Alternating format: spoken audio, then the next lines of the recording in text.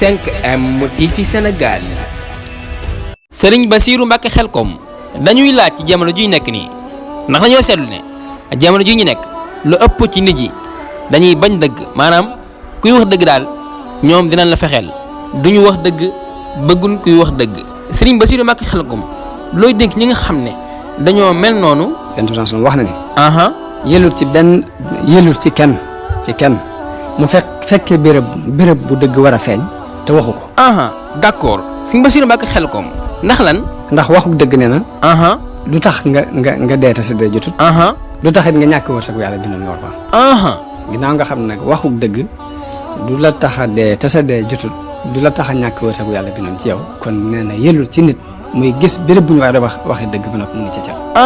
d'accord kaddu yi leer na waaye Sëriñ Bassirou Mbacké Khelcom da ngay gis ñoo xam dañuy bañ dëgg. dëgg jamono kon dañ ko raw. dëgg jamono kon dañ ko raw.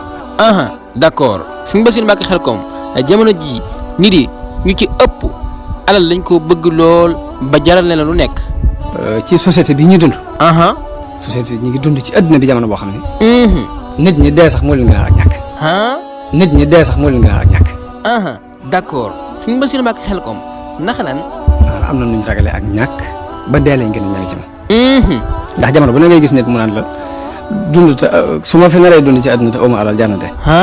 nga ni. su fi naree dund ci te aw ma alal jar na dee loolu dañ koy wax loolu moom jamono bu ne ay waxin la yoo xamante ne dafa tasaaroo lool sax. d'accord jërëjëf Sëriñ Bassirou Mbacké Khelcom kàddu yi leer na kon mbokk yi ñoo ko déggandoo jamono ji kat jaxasoo na lool nit yi alal rek moo leen jiital kon mbokk yi jox leen dig daje beneen incha allah fi ci 5M TV Sénégal jaa ngeen jëf ci ànd bi 5M TV Sénégal.